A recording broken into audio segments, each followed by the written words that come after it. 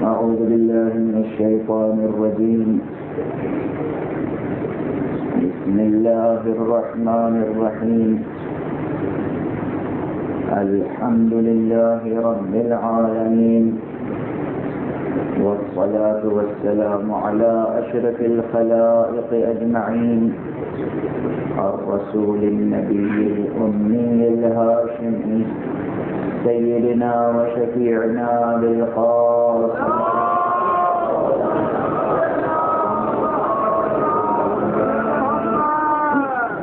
وعلى أهل بيته الطيبين الطاهرين الهداة المهديين المعصومين المظلومين، واللعنة الدائمة على أعداء الدين أجمعين. أما بعد، فقد قال الله تعالى عز اسمه في محكم كتابه ومتقن خطابه. بسم الله الرحمن الرحيم. هو الله الذي لا إله إلا هو عالم الغيب والشهادة هو الرحمن الرحيم. هو الله الذي لا إله إلا هو الملك القدوس السلام المؤمن المهيمن العزيز الجبار المتكبر، سبحان الله عما يشركون. هو الله الخالق البارئ المصور، له الأسماء الحسنى، يسبح له ما في السماوات والأرض، وهو العزيز الحكيم.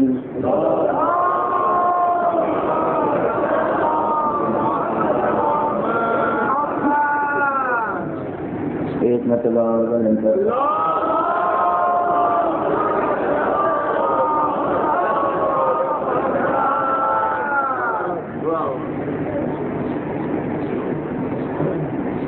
بہت سے ضروری علمی مقدمات اور تمہیدی مطالب کو حذف کرتے ہوئے کل یہ بات گزارش کی کہ دراصل ہمارا سفر بن اسماء الہیہ تک ہے. وہ حضرات محمد و آل محمد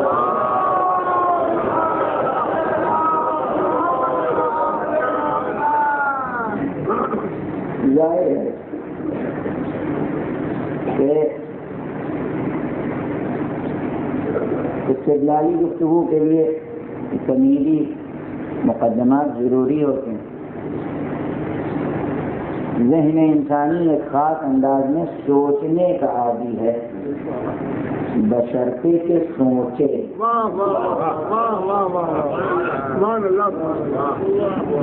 اگر سوچ کر کسی نتیجے تک پہنچنا ہے تو مقدمات ضروری ہیں، ترتیب مقدمات ضروری ہیں.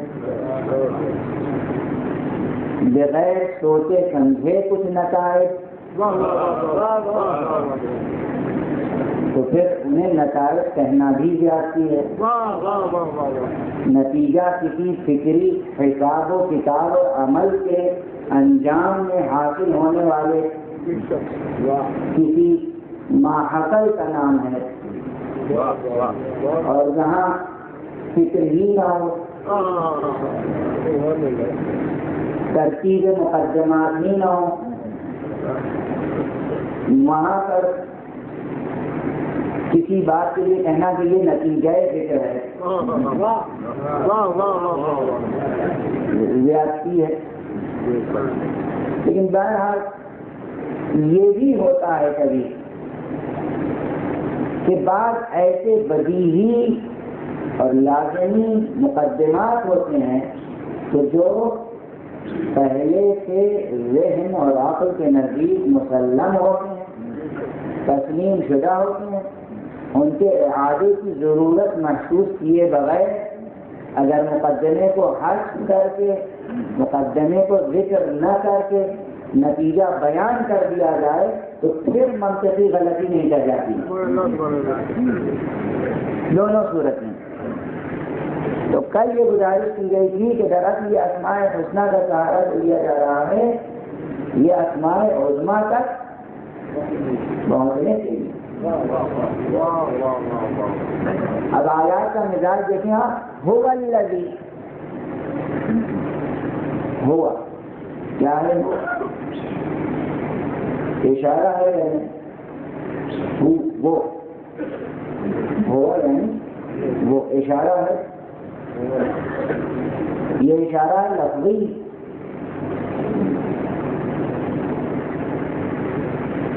اگر بات عبارت تک محدود رہے، الفاظ میں کوئی مفہوم پوشیدہ ہو تو پھر الفاظ ہی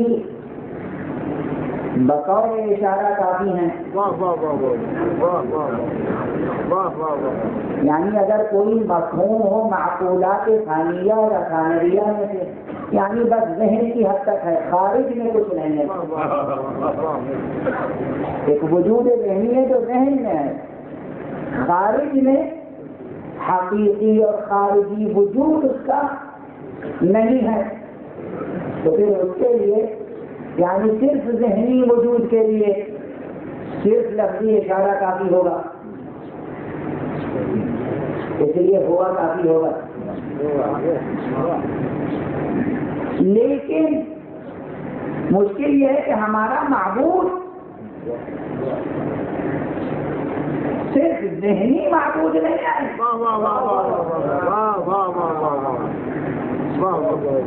ایسا نہیں ہے کہ ہم نے ایک تصور کر لیا ہے معبود کا، ایک تصور کر لیا ہے خالق کا. جیسے بعض فلاسفہ نے یہ شبہے پیدا کیے ہیں جو شبہے پہ زیادہ اہمیت نہیں رکھتے، اور ان کا استدلال بھی مغالطے سے زیادہ اہمیت نہیں رکھتا. برہان اور استدلال کی الگ منزل ہے اور مغالطے کی الگ منزل ہے. مغالطے اور شبہے میں مبتلا نہ ہو. یعنی ایسا نہیں ہے کہ انسان کی بیچارگی ہے ایک معبود تراش لیا ہے نا، بنام فلسفہ بہت کچھ سفسفا بکھیرا گیا. ایسا نہیں ہے. تو معبود کا وجود حقیقی ہے، بلکہ هو الموجود، هو الوجود، هو الموجود، وہی ہے. اس کے علاوہ جو کچھ ہے ہر شے کا وجود اعتباری ہے. اعتبار سے زیادہ نہیں. اعتباری کے کیا معنی؟ اب ظاہر ہے کہ اعتبار کا لفظ ذرا سنگین ہے، اس لیے کہ منطق کو ہر جگہ استعمال ہوتا ہے وجود اعتباری اور وجود حقیقی. اسی کا وجود ہے اصلی. اس کے بعد جو کچھ ہے بس اس کی چشم کرم کا نتیجہ. چشم عنایت ہے تو ہے، چشم عنایت نہیں ہے تو نہیں ہے. یہ ہے وجود اعتبار. جو کچھ ہے وہی وجود ہے. جب وہ ہے وجود حقیقی، وہ ہے وجود خارجی، تو پھر اس کے لیے صرف لفظی اشارہ درکار نہیں ہوگا. ہمیں خارج میں اشارہ چاہیے جو مجسم ہو کی تصویر بن کے ان کو دیکھتے ہی خدا یاد آ جائے.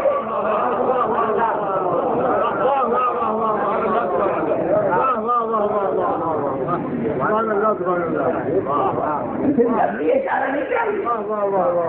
اور اسی لیے اب دیکھیے کیسے کیسے اشارے اپنی ذات پر خلق کیے خالق نے. کیسے کیسے اشارے. اب ظاہر ہے کہ کہیں سے کہیں پہنچ جاتی ہے. الکلام و یدر الکلام. جناب مولا کائنات علی ابن ابی طالب علیہ السلام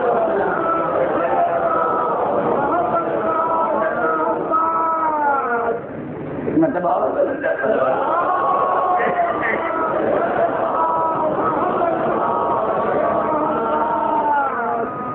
کی سیرت اور سوانح جو لکھی گئی، جن حضرات نے لکھی،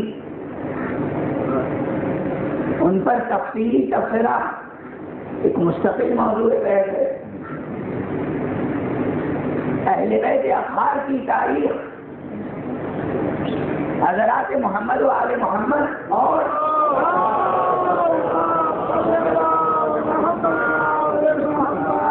ان کے آباء طاہرین و موحدین و ساجدین و محسنین، ان کی تاریخ لکھنے میں کسی کو دلچسپی نہیں تھی، اس لیے نہیں لکھی گئی تاریخ جیسی کہ لکھنی چاہیے۔ یہاں تک کہ دلوں کا حفظ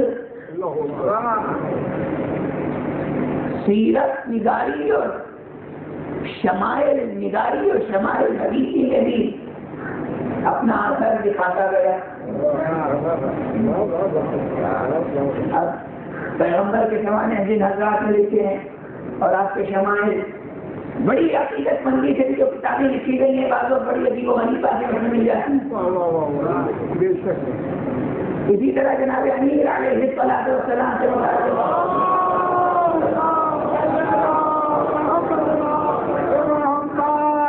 جو پیکر ظاہری تھا جناب امیر کا، آپ کا قد و قامت اور آپ کا حسن ظاہری، اس پر کتابوں میں جو کچھ لکھا گیا، جو کچھ خام برداری ہوئی، سر مبارک اس طرح کا تھا اور شکم مطہر اس طرح کا تھا اور قد آپ کا ایسا تھا، تاریخ میں پڑھنے کے بعد تکلیف ہوتی ہے۔ اب تفصیل سے کوٹیشن دینے کی ضرورت تو نہیں ہے، اس کی ضرورت تو نہیں ہے، لیکن ان سب کے جواب میں عرض کر رہا ہوں، انہی کتابوں میں کتاب فوائد الخمسہ من صحاح الستہ کا مطالعہ کرنا ہے، یا کنز العمال علی متقی ہندی کا مطالعہ کرنا ہے۔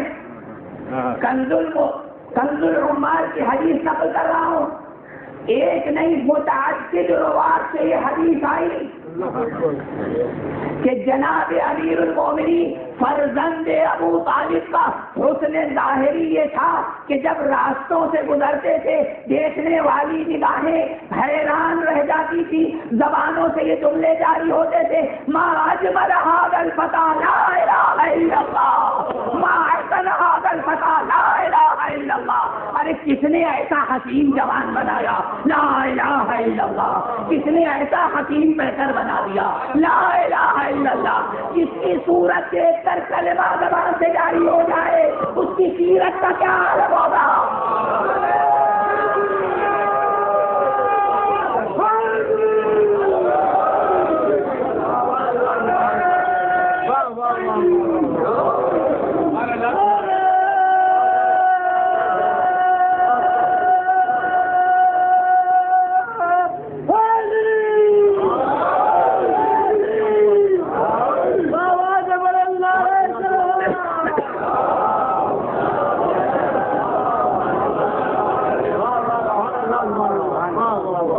صورت ظاہری کا یہ عالم ہو۔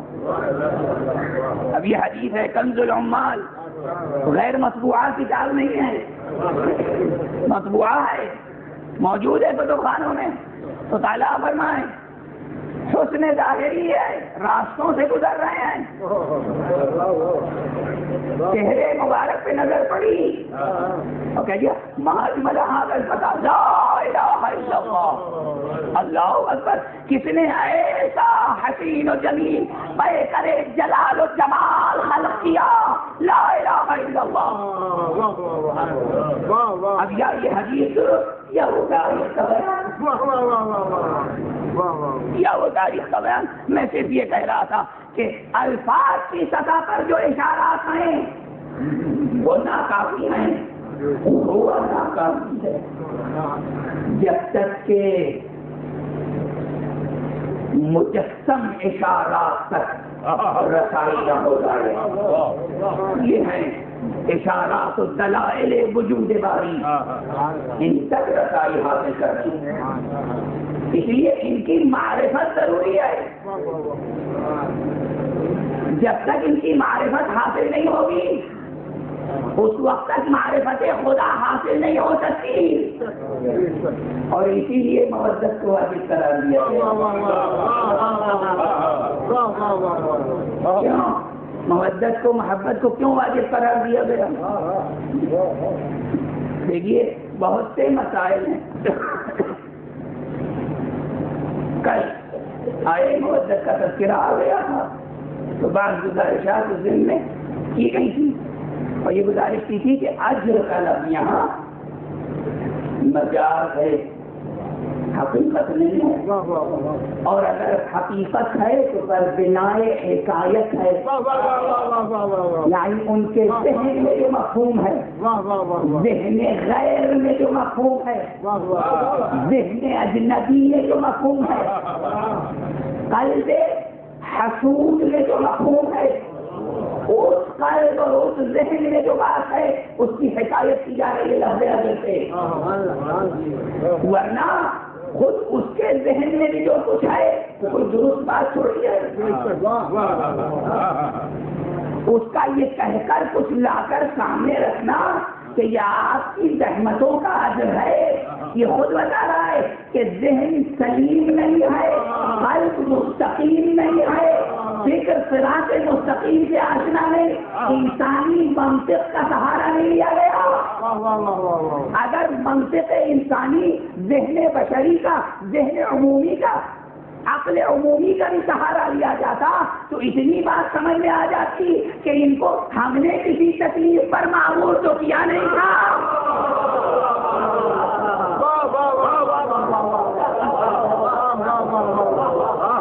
بھائی ہم نے معمور کیا ہوتا تو ہم اجر دیتے.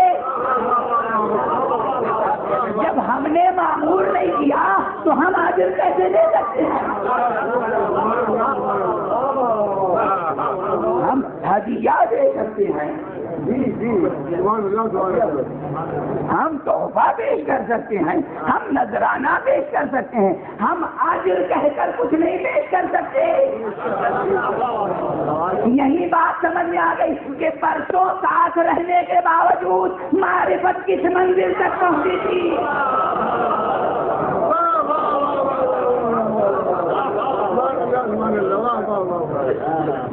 یہ بہت سامنے کی بات ہے کہ اجر لے کر آئے. اجر تو وہ دے گا جس نے انہیں کسی کام پر معمور کیا. نہ آپ نے معمور کیا تھا، نہ آپ پر اجر پیش کرنے کی ذمہ داری. اگر آپ نے معمور کیا ہوتا تو آپ راہوں میں کانٹے کیوں بچھاتے؟ ایک وقت وہ تھا جب راہوں میں کانٹے بچھا رہے تھے، ایک وقت یہ ہے کہ جب سیموں سر لے کر آئے ہیں اس وقت کے کانٹے اور آج کے سیموں سر.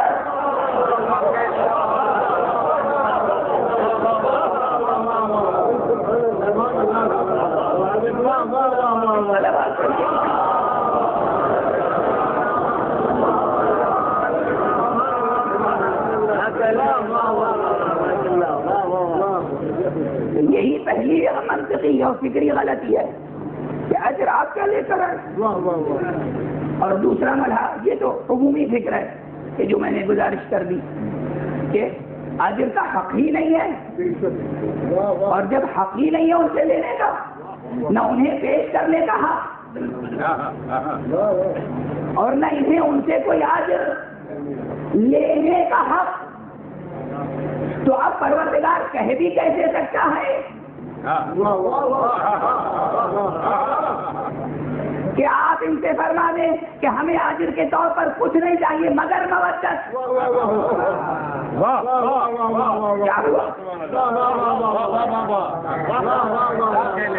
یعنی اگر مودت اجر ہی ہے تو کچھ اجر لیا تو صحیح، اجر لینا تھا اس سے، لے رہے ہیں اس سے. اگر وہ دے نہیں سکتے ہیں اجر تو یہ لے بھی تو نہیں سکتے ہیں اجر. یہیں سے یہ بات الا استئناف کے لیے ہے، سمجھ لیجیے۔ یہ نہیں ہے کہ ہمیں از قسم سیم و زر اجر نہیں چاہیے، از قسم مودت اجر چاہیے، نہیں، ہم سے تمہیں کوئی اجر نہیں چاہیے، بلکہ کچھ اور لیتے چلے جاؤ۔ صلوات محمد۔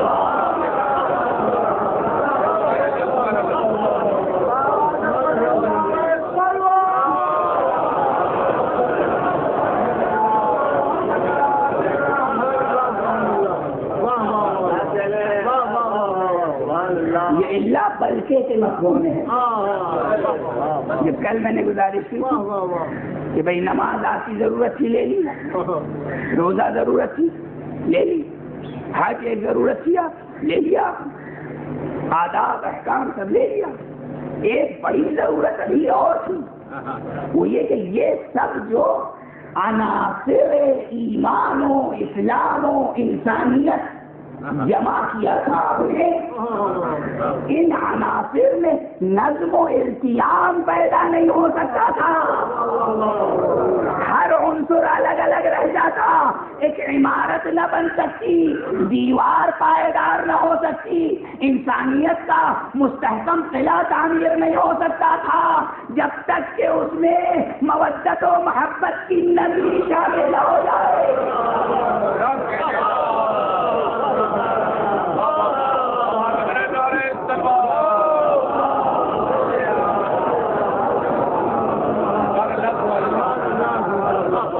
جب تک یہ شامل نہ ہو جائے، ایسا ہی ہے کہ اب وہ کیا آپ حضرات اس قدر ماشاءاللہ ذہانتوں کا کی سطح بلند ہے کہ چھوٹی چھوٹی مثالیں دیتے ہوئے بے شرم آتی ہیں۔ اب فرض کیجیے کہ کسی صاحب کو عمارت تعمیر کرنی ہے اور انہوں نے سیمنٹ اور جتنی ضروری اینٹیں اور پتھر اور لوہا اور جتنی چیزیں ضروری ہیں سب جمع ہو گئی، لیکن معلوم ہوا کہ شہر کراچی میں کیسے آ گئے۔ اب بنا لیجیے عمارت، اب تعمیر کر لیجیے، قلعہ نہیں ہو سکتا نا، تو اب نماز بھی ہے، روزہ بھی ہے، حج بھی ہے، زکات بھی ہے، خمس بھی ہے، سب کچھ ہے، مگر وہ آب حیات مودت نہیں آئے تو قلعہ تعمیر نہیں ہو سکتا۔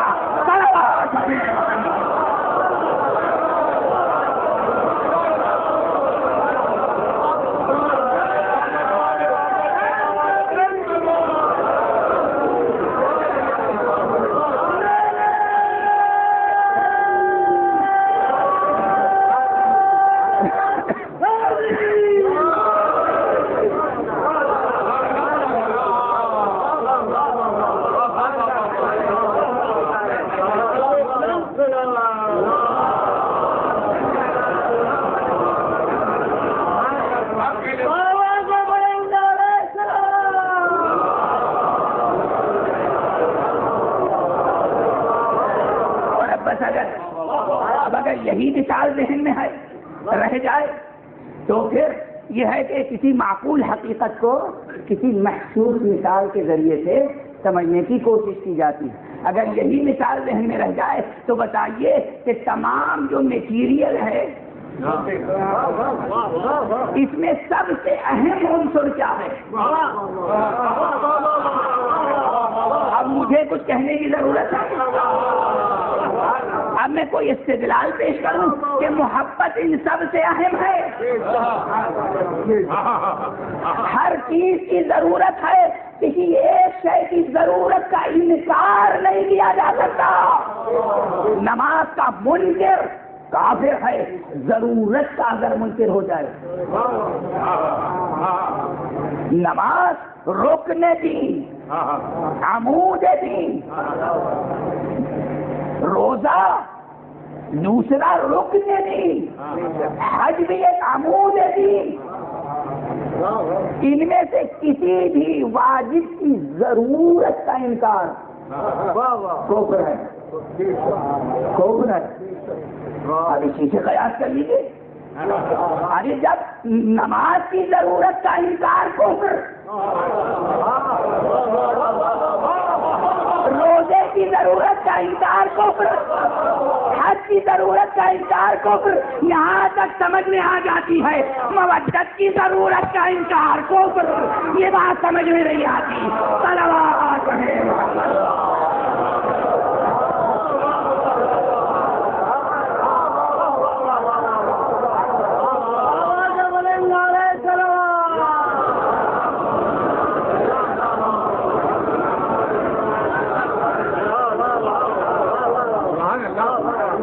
ابھی تو گفتگو بالکل برابر سے ہو رہی ہے. یہاں کہیں غلو وغیرہ کا مسئلہ تو نہیں آیا؟ کہیں غلو کا مسئلہ تو نہیں آیا؟ بھائی جس سطح پر نماز کو رکھا گیا اسی سطح پر مودت کو بھی رکھا گیا، اس کا بھی انکار کفر ہے. ہمارے جتنے مجتہدین ہیں، جتنے فقہاء اعلام ہیں، کثر اللہ امثالہم، پروردگار ہمارے معاشرے کے درمیان مجتہدین اور مراجع کرام کے سلسلے کو باقی رکھے. یہ بھی اپنے وجود سے ستون دین ہیں، یہ بھی ستون مذہب ہیں. دنیا کوشش کر رہی ہے کہ مرجعیت کو بے خبل سے اکھاڑ دیا جائے، مگر جب تک ہمارا سرپرست پردہ غیب میں موجود ہے کوئی کوشش کامیاب نہیں ہو سکتی.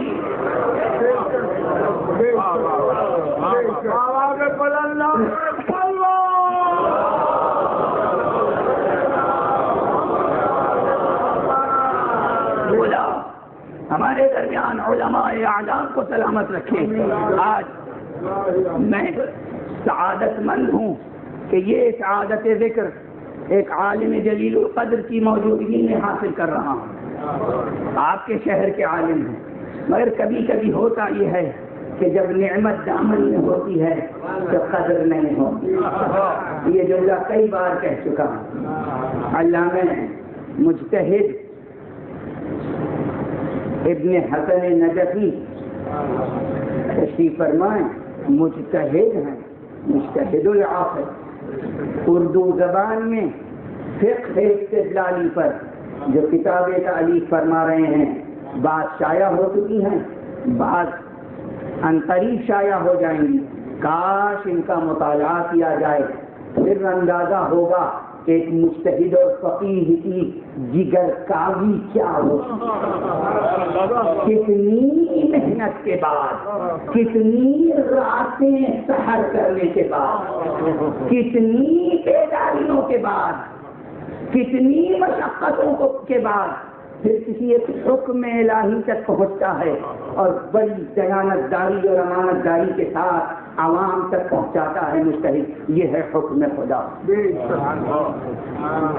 یہ ہے حکم خدا. مجتہدین کا کام معمولی ہوتا ہے. کوئی واقعہ ابھی حال میں ہو جائے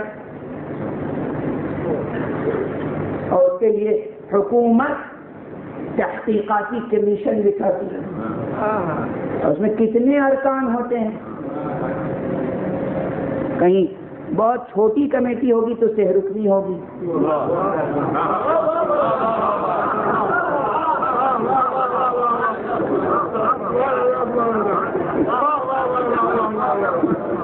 ورنہ اگر کوئی بڑی کمیٹی ہوگی تو کچھ بھی ہو سکتا ہے.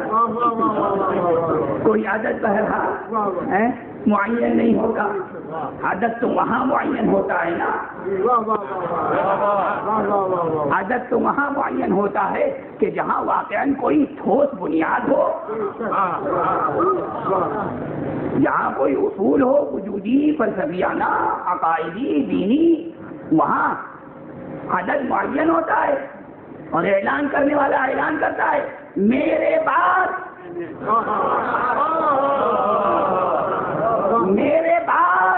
قیامت تک اس امت کے ائمہ صرف 12 ہوں گے. عدد معین ہے. زمانے کی دامن زمان کے درازی اور وسعت یا کوتاہی سے کوئی اثر نہیں پڑتا. زمانے کا ان پر اثر نہیں پڑ سکتا، اس لیے کہ یہ ابن الوقت نہیں آئے.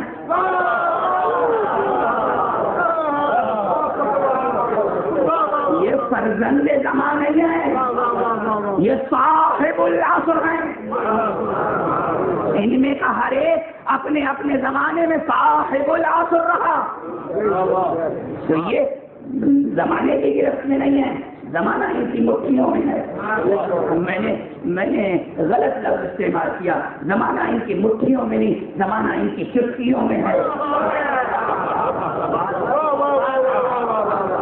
اور شاید یہ لفظ بھی غلط استعمال کیا. زمانہ ان کی چٹکیوں میں نہیں، زمانہ ان کی جوتی کی ٹھوکروں میں ہے.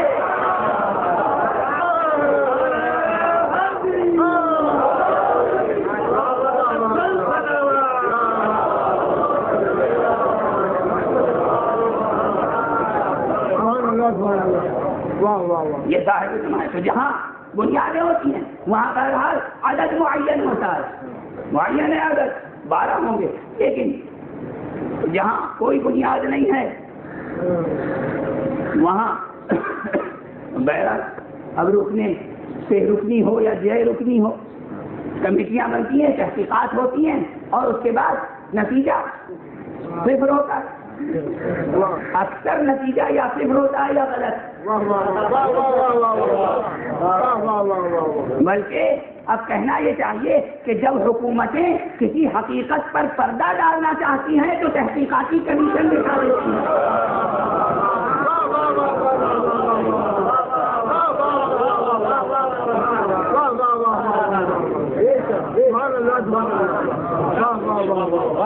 اس لیے کہ حقیقت تحقیق کی محتاج نہیں ہوا کرتی. الحق یعلو، حق بلند ہو کر رہتا ہے، اسے کسی بلند کرنے والے کی ضرورت نہیں ہوتی.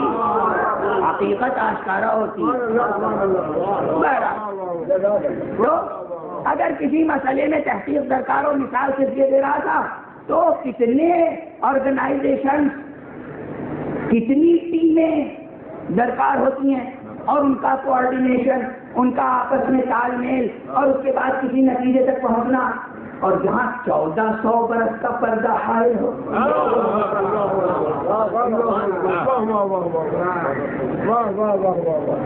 اور وہاں یہ دریافت کرنا ہو کہ کس موقع پر حضرت صلی اللہ علیہ وآلہ وسلم نے کیا ارشاد فرمایا. 1400 برس کے عرصے میں روات نے کیا کیا تصرف کیا، اصل الفاظ کیا ادا ہوئے تھے زبان مبارک سے، ان الفاظ سے کیا حکم ثابت ہو سکتا ہے. اور اس کے لیے ایک شخص اگر کوشش کرے وہ مجتہد کہلاتا ہے. اور ہمارا بہرحال پروردگار ہمارے درمیان ان جیسے علماء اور دوسرے علماء مراجع کرام کا سایہ برقرار رکھے. ایک مرتبہ صلوات پڑھیں.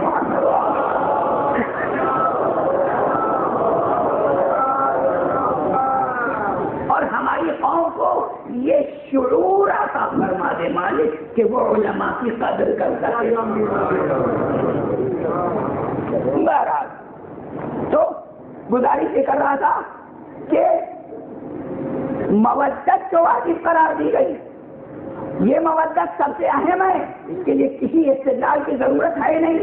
اگر یہی مثال ذہن میں رہے جو ابھی چند لمحے قبل میں نے پیش کی تھی، یہ مودت سب سے اہم ہے. پھر بھی اگر قدر ضرورت ہو مثالوں کی، اور یہ بات سوچی جاتی ہو کہ دوسرے عبادات کا استخفاف ہو جاتا ہے، بھلا یہ کیسے ممکن ہے کہ کوئی شخص زندگی بھر نمازیں پڑھتا رہے؟ اولاً تو یہ ہمارا کہنا نہیں ہے، ہم کہیں تو خطا تھا، ہم اپنی طرف سے کچھ کہیں تو خطا تھا. آپ مجامع حدیث کا مطالعہ کیجیے، احادیث صحاح کا مطالعہ کیجیے، دیکھیے صحیح کتابوں میں کیا لکھا ہوا ہے. وہاں پیغمبر صلی اللہ علیہ وآلہ وسلم کی زبان سے یہ کلمات ہیں یا نہیں کہ اے علی، اگر کوئی شخص زندگی بھر نمازیں پڑھے، روزہ رکھے، حج ادا کرے اور تہجد گزار ہو، تمام آداب و اعمال ظاہریہ کا پابند ہو، مگر تمہاری محبت نہ رکھتا ہو تو جنت تو کیا، جنت کی خوشبو بھی نہیں ڈھونڈ سکتا۔ اگر یہ ہم کہیں یہ ارشاد پیغمبر ہے، لیکن اگر عقل بشری ارشاد پیغمبر میں کچھ شک و شبہ کرتی ہے تو یہ شک مرض ہے، مرض کا علاج درکار ہے، مباحثے سے بات حل نہیں ہوگی، مرض کا علاج درکار ہوتا ہے۔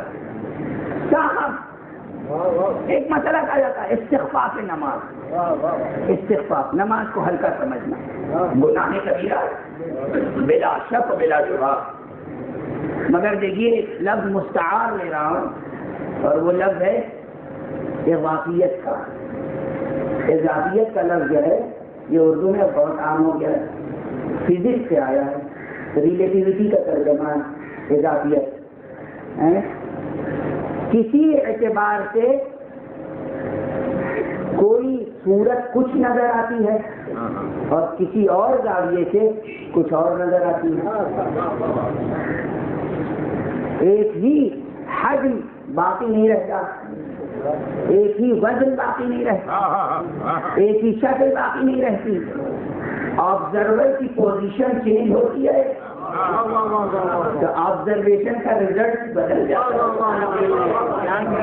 میں فزکس کا طالب علم ہوں نہیں، کیوں ایک مثال عرض کر دی تو نماز کا استخفاف گناہ کبیرہ ہے، مگر استغفار کا تحقق کب ہوگا؟ توجہ درکار، ذہن کے شبہات کو نکالنے کی کوشش کیجیے۔ استغفار کسے کہتے ہیں؟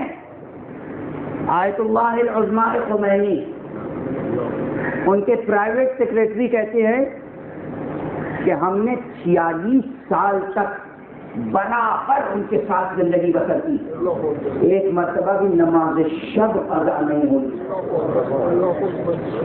معصوم نہیں ہے آغائے خمینی، ہرگز معصوم نہیں۔ قطعاً جو ان کی عصمت کا قائل ہو وہ ہوگا، میں نہیں ہوں۔ عالم تھے، متقی تھے، عادل تھے، مجتہد تھے، ورع و تقوی میں باکمال تھے، عارف تھے، فلسفی و حکیم تھے، اطاعت گزار مولا تھے، مولوی تھے۔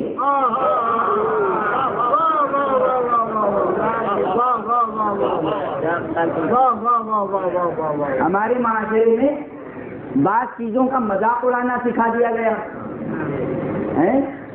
اب یہ بھی چھوٹی چھوٹی مثالیں، مذاق کیسے اڑانا سکھایا گیا؟ جوانان عزیز، بزرگوں سے یہ خطاب نہیں کرتا میں، جوانوں سے، نوجوانوں سے، اپنے ساتھیوں سے گزارش کرتا ہوں کہ بعض باتیں مزاحاً زبان پہ چڑھ جاتی ہیں لیکن بڑے سنگین اثرات چھوڑ جاتی ہیں۔ ایسے بےہودہ مذاق سے بھی بچیے، ناہنجار کلمات سیکھنے کی کوشش نہ کیجیے۔ مثلا میں نے کل بھی گزارش کی تھی، آج بھی گزارش کی، اسم اعظم الہی ذات محمد مصطفیٰ ہے، بلند آواز سے ضرور پڑھیں۔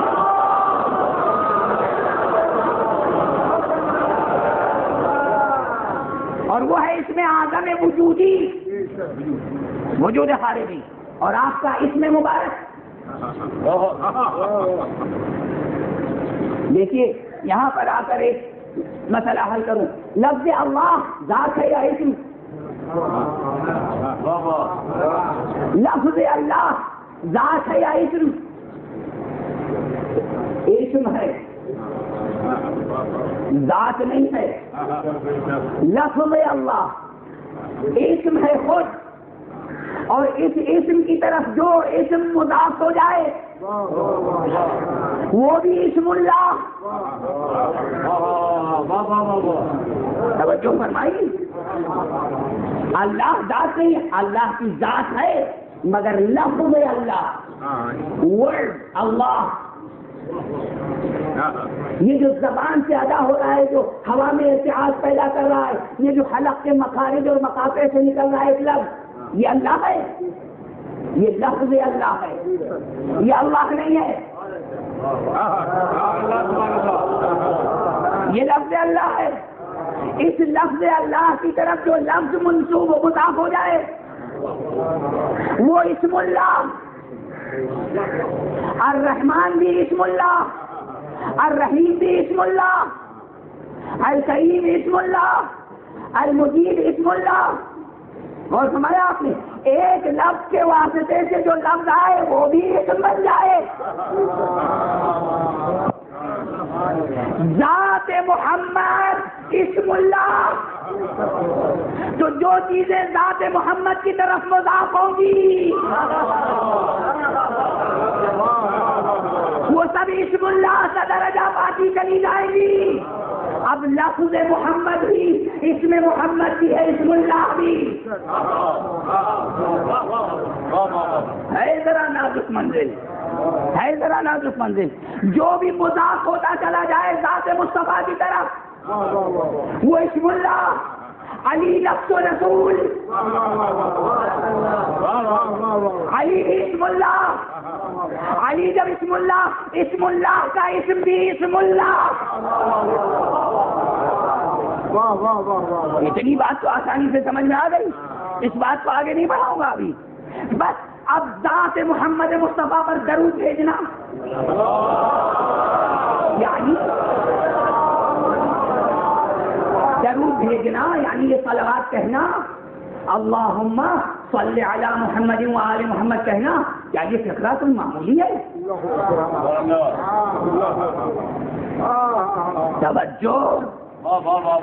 توجہ شرط ہے. ذکر کیجئے تو ادب کے ساتھ.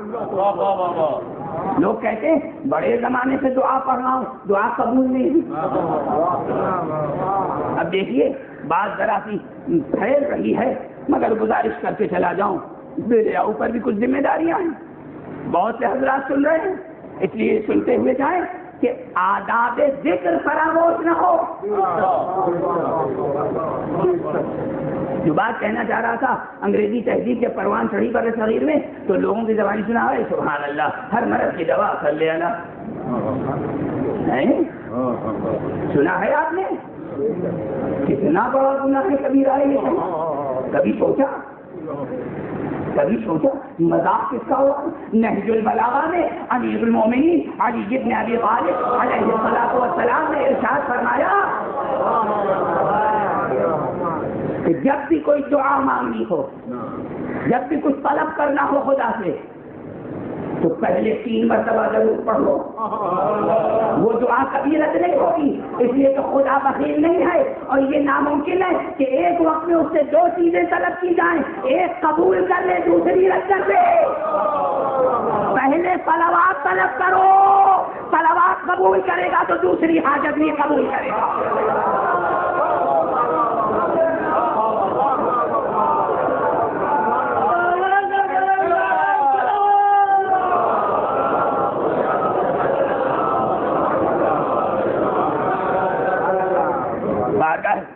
اب آئیے، اب اگر واقعاً یہ اگر جو ہے بہت بڑا ہے یقیناً، اگر واقعاً کوئی عارف باللہ ہے، ملتزم باللہ ہے، ملتزم بدین اللہ ہے، اللہ کے دین کو مضبوطی سے پکڑ رکھا ہے، تو پھر کیا ہوگا؟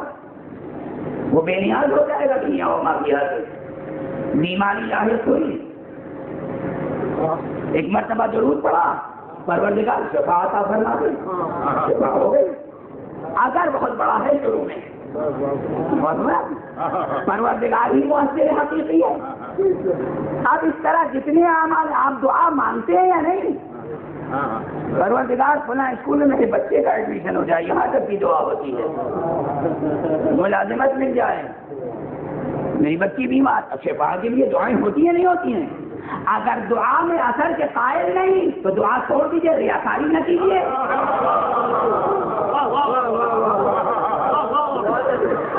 آپ اپنی زبان میں دعا کریں تو ہر مرض کی شفا، اور محمد پہ درود ہر مرض کا شفا نہیں ہوگا۔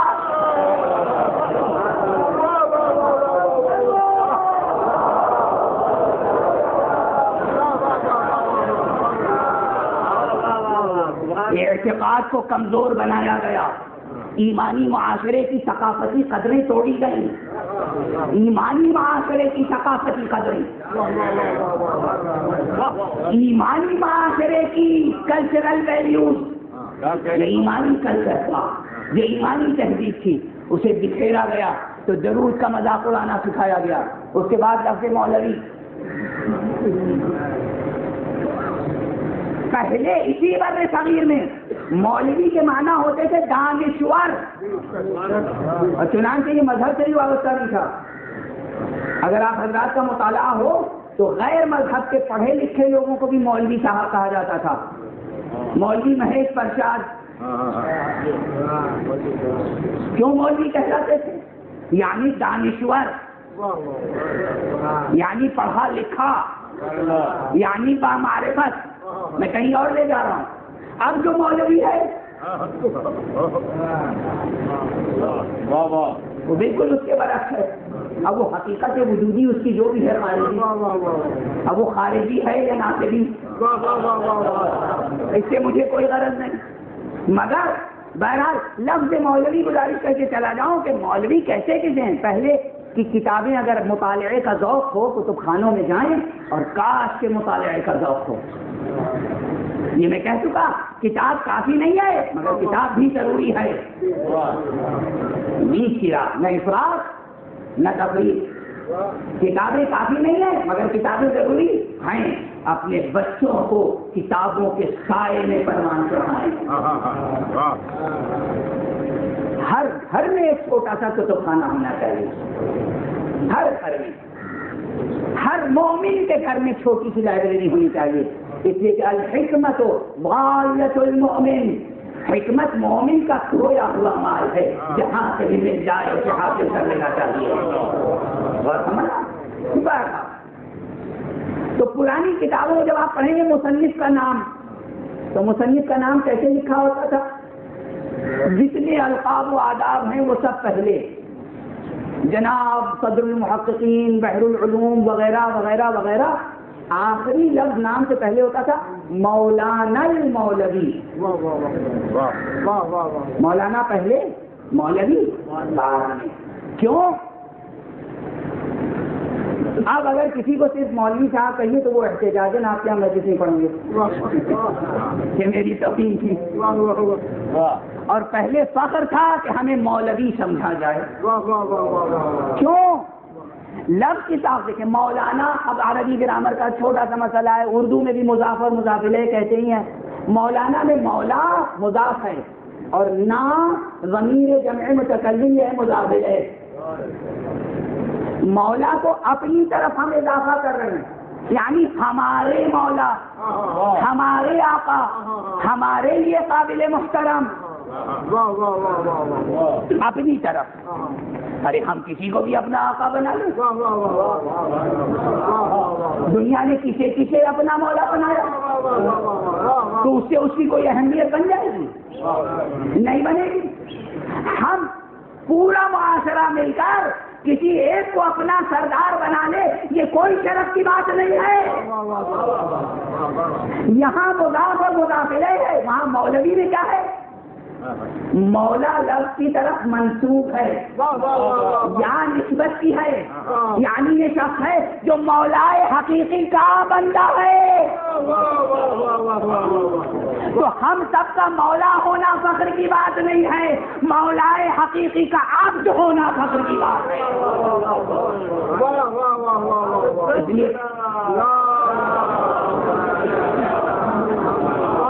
یہ تو میں نے اس دن میں بات کہہ دی درمیان میں کہ کلیدی لفظیں بگاڑی کیسی گئی۔ پہلے کیا تھا اب کیا ہے؟ کیونکہ زبان سے واقفیت ویسی نہیں رہی جیسے پہلے تھی۔ اب یہ نہیں معلوم کہ یہ ترکیب اضافی ہے یا یہ اس میں منسوخ ہے؟ معلوم نہیں. تو جب معلوم نہیں تو معنی بدل گئے.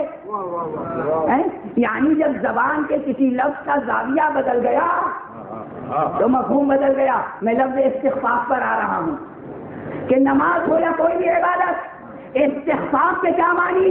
استخفاف یعنی ہلکا سمجھنا، استخفاف یعنی نادیدہ سمجھنا، نادیدہ لینا. یہ کوئی اس قابل چیز نہیں ہے جو پیش کی جائے یا خاطر میں لائی جائے.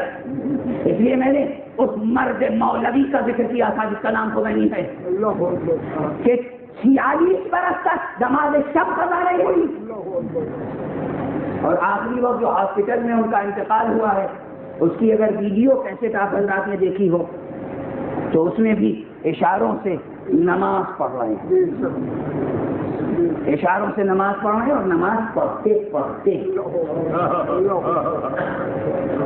یہ دیکھنے کی چیز بہت سمجھا.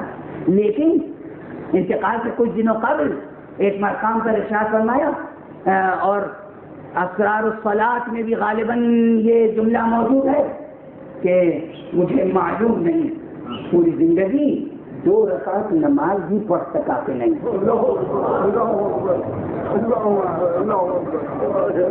کچھ سمجھے مجھے نہیں معلوم کہ 2 رکعت نماز بھی اس قابل ادا ہو پائی یا نہیں جو مقبول بارگاہ الہی ہو سکے. یہ بھی نماز کو حقیر جاننا ہے مگر اپنے عمل کے حوالے سے، اس کے حکم کے حوالے سے نہیں. اس بات کو سمجھنے کی کوشش کیجیے. نماز کو حقیر کہہ رہے ہیں، پتہ نہیں یہ نماز قابل قبول ہے کہ نہیں. سمجھا آپ نے؟ یہ نہیں کہہ رہے کہ وہ نماز اہم نہیں ہے جس کا حکم خدا نے دیا. حکم خدا کی نسبت سے استخفاف کفر، اور اپنی ذات کے عمل کی نسبت سے استخفاف کمال ایمان.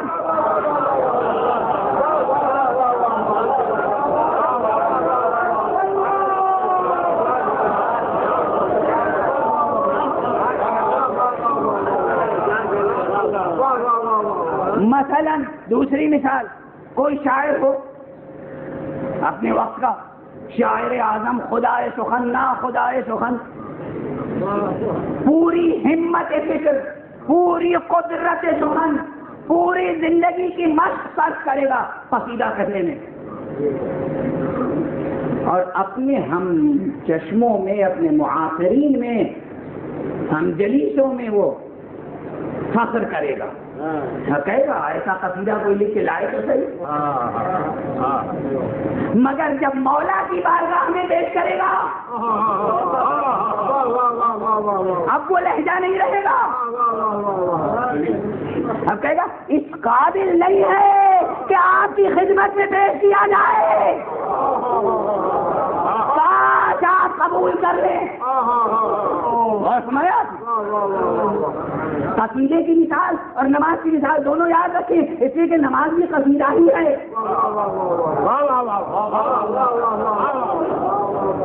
عبادتوں کی ماہیت کیا ہے؟ عبادتیں ثناء الہی ہیں. ثناء یعنی قصیدہ، عبادت ثناء الہی ہے، صلاۃ ثناء الہی ہے، وہ بھی ایک قصیدہ ہے. تو جب قصیدہ اپنے ہم جسموں کے درمیان ہو تو فخر کیا جائے گا، جب مولا کی بارگاہ میں پیش کیا جائے استخفاف لازمی ہے. اور جب یہاں تک ذہن آ گیا تو اب یہ سمجھنے کی کوشش کیجئے کہ ایک شخص با ایمان ہے، اللہ کے رسول کا عاشق، اہل بیت رسول کا عاشق، اور اس نے اہل بیت رسول سے پوری احتیاط کے ساتھ دین و مذہب لیا، اجتہاد کیا، ریاضت کی، اور اس کے بعد اعمال بجا لائے، لیکن سر میں اڑا کر کہتا ہے کہ پتہ نہیں اس قابل ہے بھی یہ نہیں کہ قبول ہو سکے. کیا اس شخص کو یہ حق حاصل نہیں ہے کہ کسی ایسے کے یہ کہہ سکے جس کا نہ عشق رسول مستحکم ہو، نہ اہل بیت رسول سے تعلق کا پتہ چل رہا ہو، نہ محبت ہو، نہ مودت ہو، کہ ارے تم کیا اور تمہاری نماز کیا.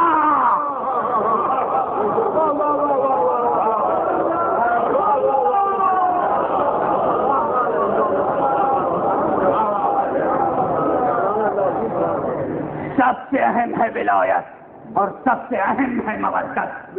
ہر چیز رد ہو جائے گی اگر ولایت و مودت کے خمیر میں گھٹی ہوئی نہ ہو.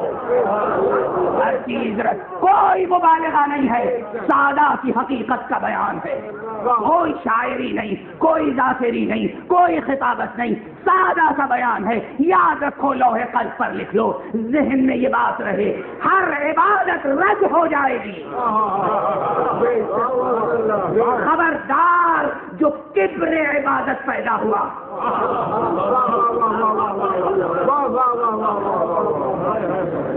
اگر ولایت محمد و آل محمد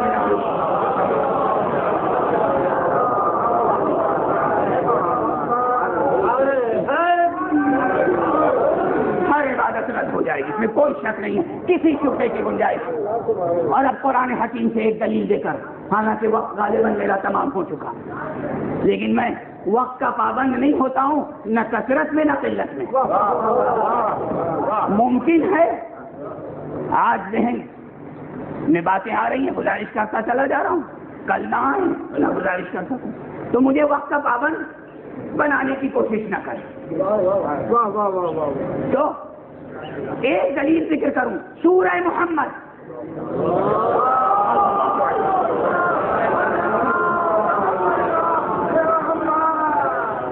سورہ محمد, الذین کفروا وصدوا عن سبیل اللہ اضل اعمالهم والذین آمنوا وعملوا الصالحات وآمنوا بما نزل على محمد وهو الحق من ربهم كفر عنهم سيئاتهم وأصلح بالهم ذلك بأن الذين كفروا اتبعوا الباطل وأن الذين آمنوا اتبعوا الحق من ربهم كذلك يضرب الله للناس أمثالهم. ابتدا ہے سورہ محمد کی, ابتدا کی 3 آیتیں. جن لوگوں نے کفر اختیار کیا, چونکہ وقت تمام ہو چکا ہے اس لیے اس بحث میں نہیں پڑھوں گا کہ یہ کس کفر کا ذکر ہے, ابتدائی کفر کا ذکر ہے یا ارتدادی کفر کا ذکر ہے. بھائی کوئی شخص ابتداءً کافر ہوتا ہے, کوئی شخص ایمان لانے کے بعد دوبارہ کافر ہو جاتا ہے. کفر کا لفظ دونوں پہ اطلاق ہوگا. پھر اصول فقہ کی بحث آئے گی کہ یہ بھی ممکن ہے کہ دونوں مفہوم ایک ہی وقت میں مراد لیے جائیں, یعنی لفظ کو ایک مرتبہ استعمال کیا جائے, معنی کو دونوں مراد لیے جائیں. ایک بار میں ایک استعمال میں ایک لفظ استعمال کیا گیا اور ایک سے زیادہ معانی مراد لیے گئے. علامہ آیت اللہ ابن حسن تشریف فرمائے جو مستعین ہے, ان سے بھی تصدیق فرمائے گا. اصول فقہ کی اہم بحث ہے کہ ایک مرتبہ ایک لفظ استعمال کیا لیکن ایک سے زیادہ معانی مراد لیے, تو ہو سکتا ہے الذین کفروا وہ کافر بھی شامل ہو جو ابتدائی کفر کا شکار ہیں, وہ کافر بھی اس میں شامل ہو جو ایمان لانے کے بعد پھر کافر ہو گئے. دونوں مراد ہو سکتے ہیں. الذین کفروا وصدوا عن سبیل اللہ, جنہوں نے کفر اختیار کیا اور اللہ کی راہ میں رکاوٹیں پیدا کی, اللہ کی راہ کی رکاوٹ بن گئے. اضل اعمالهم, ان کے اعمال اکارت کر دیے جائیں گے. کیا مطلب؟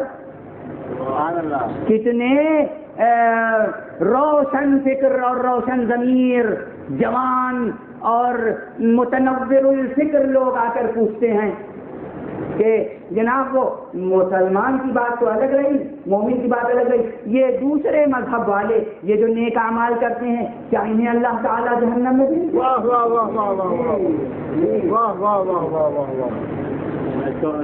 یہ جو لا الہ الا اللہ بھی نہیں کہتے. اب ایک بات تو یہی عرض کروں, جو لوگ لا الہ الا اللہ کہتے ہیں ان کے پاس اس کا کیا جواب ہے کہ جو لوگ لا الہ الا اللہ نہیں کہتے ان کے سارے نیک اعمال, اور نیک اعمال میں صرف حقوق اللہ نہیں ہے, حقوق العباد بھی ہے اور حقوق العباد بہت اہم ہے. تو اب ایک شخص جس نے نماز نہیں پڑھی، روزہ نہیں رکھا، حج کو نہیں گیا، لا الہ الا اللہ نہیں کہا، ماں کی خدمت زندگی بھر کی، باپ کا اطاعت شعار رہا، صلہ رحم کرتا رہا، خیرات کرتا رہا، چیریٹیبل ٹرسٹ قائم کیے، اور سمایا آپ نے چیریٹی آرگنائزیشن قائم کی، بغیر یہ دیکھے ہوئے کہ کون لے جا رہا ہے، ہر محتاج کو دیا.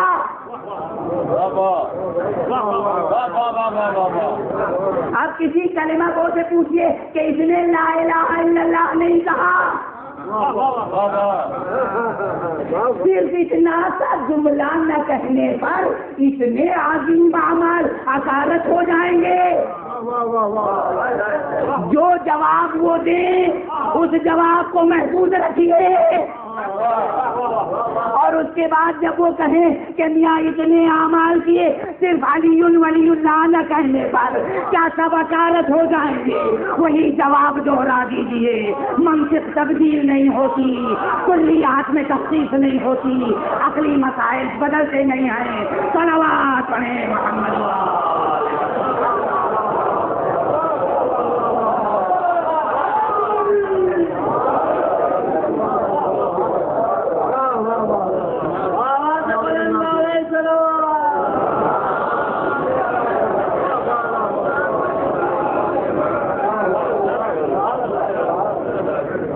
اگر ذہن کسی منطق کا پابند ہے تو یہ مسائل کوئی بڑے مسائل نہیں ہیں.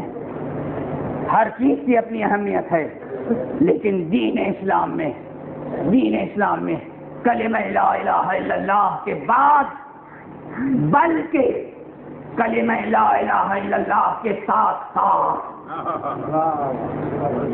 حضرات محمد و آل محمد علیہ الصلاۃ والسلام کی ولایت، محبت، مودت سب سے اہم شے ہے. اس لیے کہ یہ وہ آب حیات ہے، یہ وہ کوثر طہور ہے کہ جو ظرف قلب کو کلمہ لا الہ الا اللہ کے استقرار کے قابل بناتا ہے.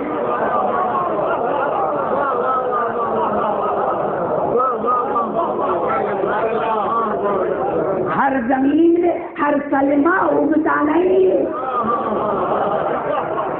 ہر زمین میں ہر کلمہ ہر تخم روئیلا نہیں ہوتا. کلمے کی مثال قرآن میں شجر سے اسی لیے دی. سورہ ابراہیم میں الم تر کیف ضرب اللہ مثلا کلمۃ طیبۃ کشجرۃ طیبہ، کیا تم نہیں دیکھتے اللہ نے کیسے مثال دی کلمہ طیبہ کی شجر طیبہ سے. اب جو بھی کلمہ طیبہ کہے وہ شجر کی مثال ذہن میں رکھے. کلمے کو نمو پانے کے لیے زمین قلب کی آبیاری ضروری ہے، اور یہ آبیاری صرف آب محبت سے ہوتی ہے. صلوات پڑھیں محمد.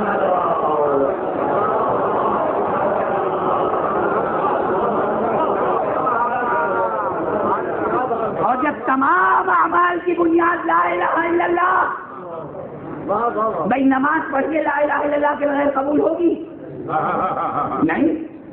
نماز روزہ رکھیے لا الہ الا اللہ کے بغیر قبول ہوگا. حج کو تشریف لے جائیے ویزا ہی نہیں ملے گا.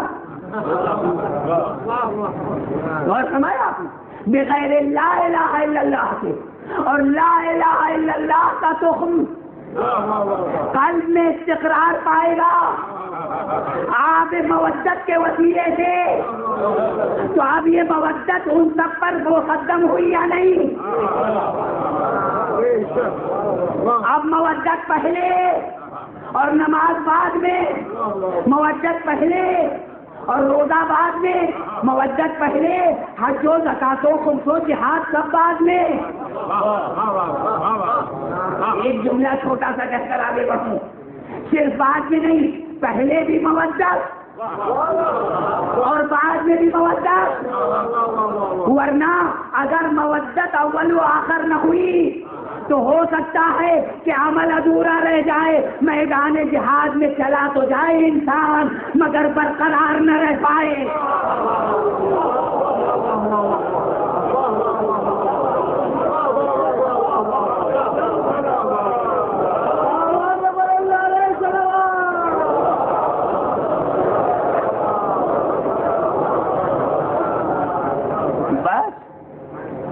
جہاں مودت و ولایت کا نور ہوتا ہے وہاں قدم میدان سے پیچھے نہیں ہٹتے.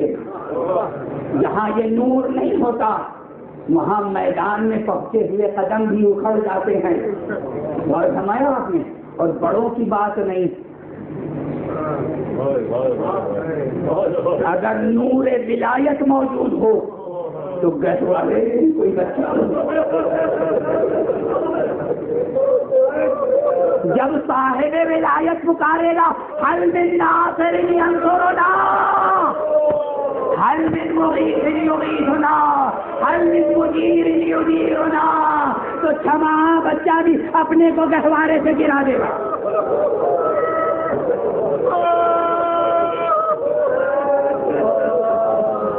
یہ چشمہ بے چین ہے جنگ کے میدان میں جانے کے لیے. اللہ یہ ششماہے کی اس چھماہے کی معراج کو دیکھیں, سب کسی نے پیدل جہاد کیا, کسی نے پیدل جہاد کیا کربلا, اور کسی نے گھوڑے پہ سوار ہو کے جہاد کیا.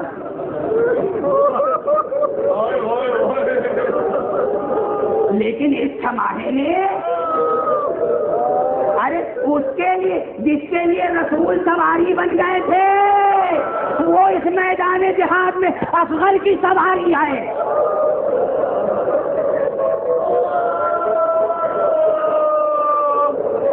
اس شہید اعظم کا رتبہ پہچانو. اصغر حسین کے ہاتھوں پہ جہاد کرنے کو جا رہے ہیں.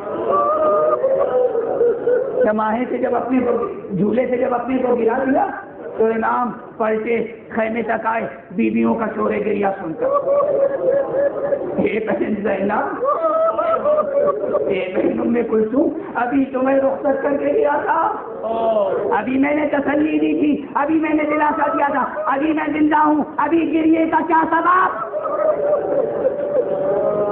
بہن در خیمہ پہ آئی, بھیا جیسے ہی آپ کی آواز حل من ناصر ینصرنا بلند ہوئی, وہ چھماہا جو 3 دن سے جس نے آنکھیں نہیں کھولی اس نے اپنی کو گہوارے سے گرا دیا. حسین سمجھ گئے. کیوں سمجھ گئے؟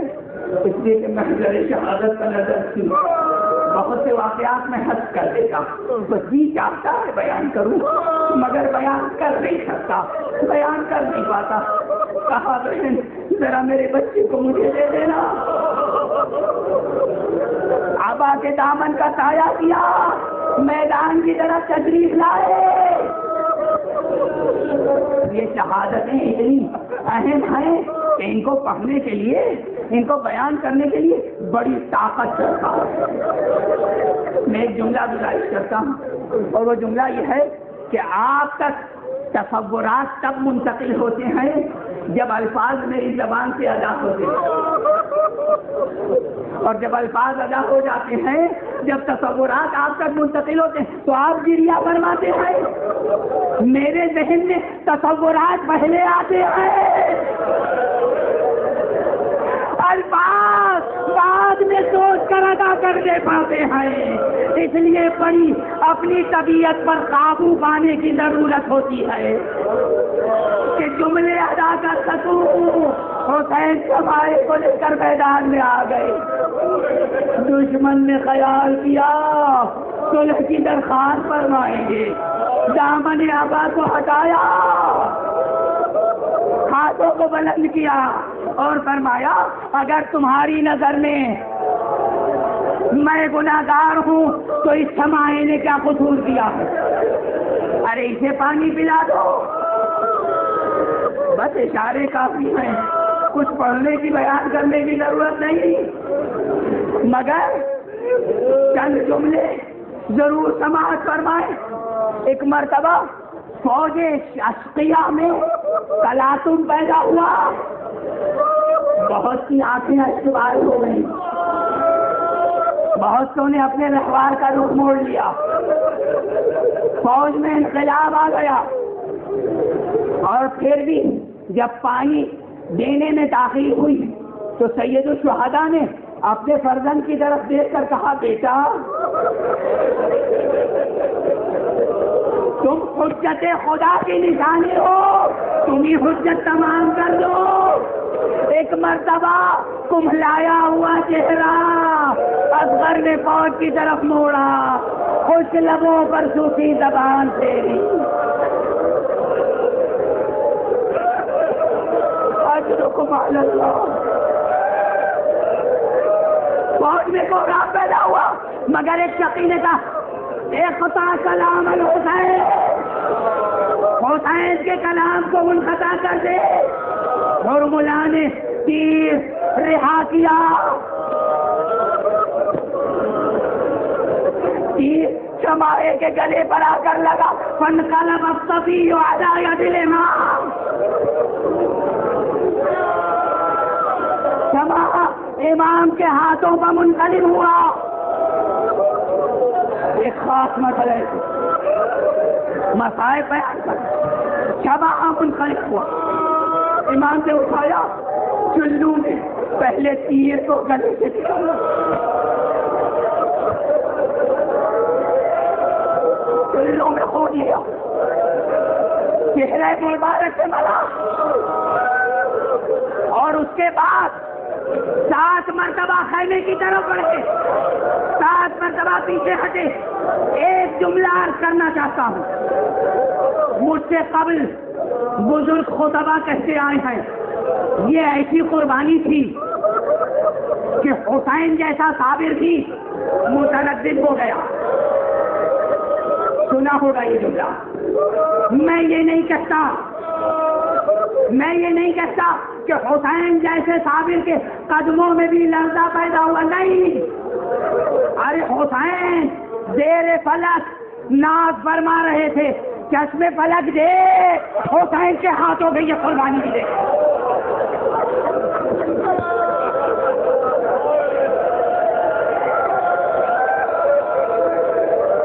خیمے کی طرف جانا، پلٹ کے آنا، 2 مصرے گزارش کر رہا ہوں، ہرگز یہ تردد کے نہیں ہے آسان۔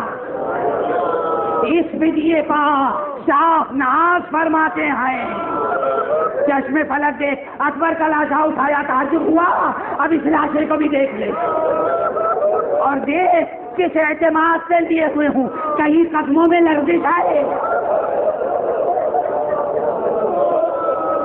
اور بس در خیمہ تک لائے۔